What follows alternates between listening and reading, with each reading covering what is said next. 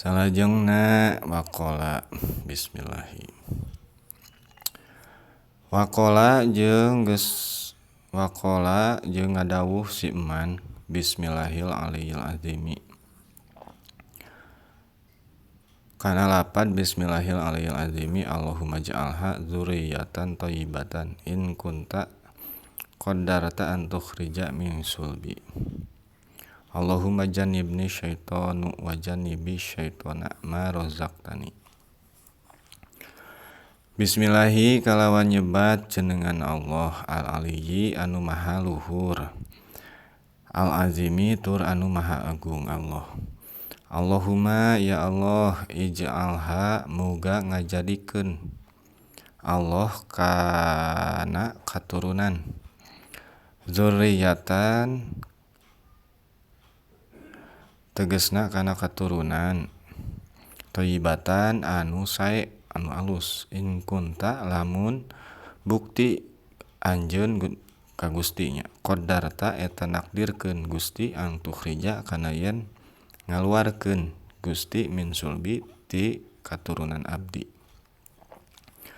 Allahumma ya Allah jannibni muga ngajauhkeun ka abdi saha asyaitonu seton wa jannib jeung muga ngajauhkeun asyaitona kana setan naon ma perkara rozaqtani anu ngarizkian Gusti ka abdi.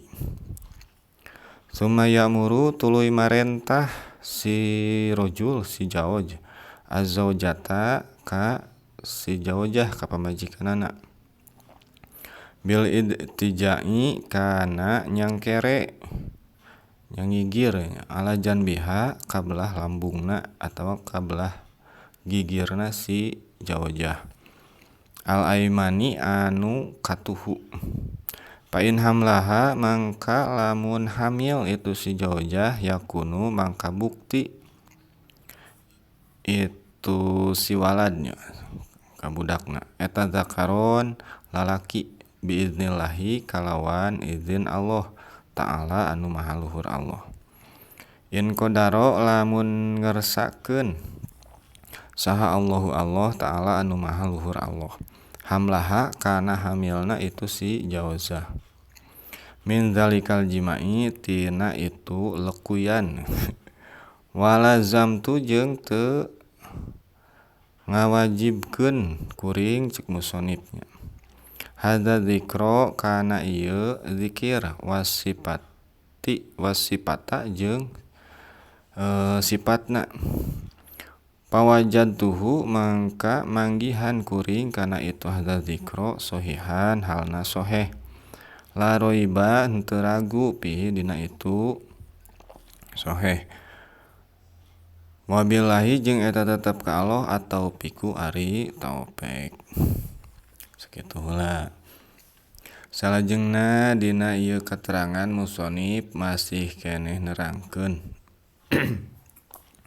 dina adab-adaban ngalekui. Tah ceuk kamari dina adab-adaban ngalekui teh 3 sabadana nya.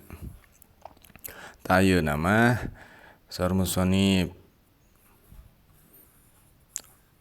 anaman qodama ngaheulakeun tah nyaeta maca ceuk kamari nya maca jenengan Allah jeung surat Al-Ikhlas suratul Al-Ikhlas nepi ka akhir.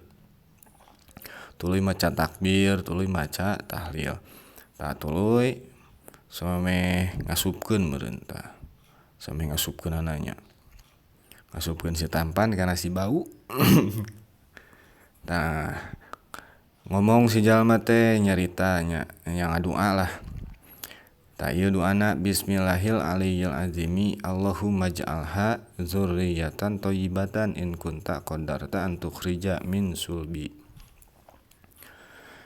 Kalawan nyebat jenengan Allah anu maha luhur tur anu maha agung muga ngajadikeun Allah kana katurunan abdi anu sae. Tuluy lamun bukti sareng nakdirkeun Allah kana yen katurunan abdi teh kana yen ngaluarkeun kana katurunan abdi gitu. Allahumma tuluy ya Allah muga ngajauhkeun ka abdi daripada setan tah. Wajani bis syaitona jeung muga ngajauhkeun kana ka itu setan teh kana perkara nya rezeki anu tos ngarizkian Gusti ka abdi kitu. Tah. Jadi siga dahar kitu nya.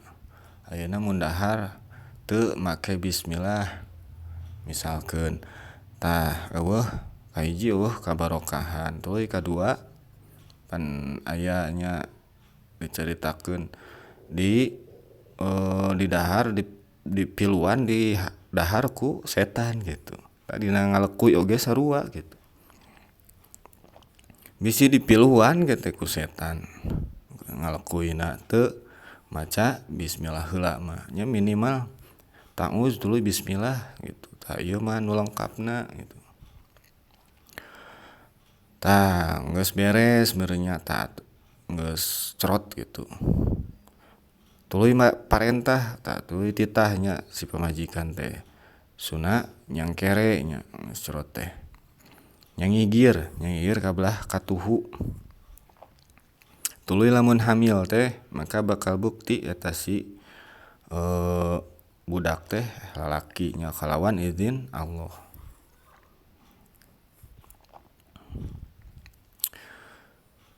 Kitu.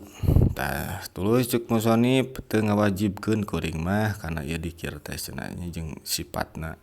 Ngan kuring manggihan kana ieu dzikir teh kana ieu doa nya.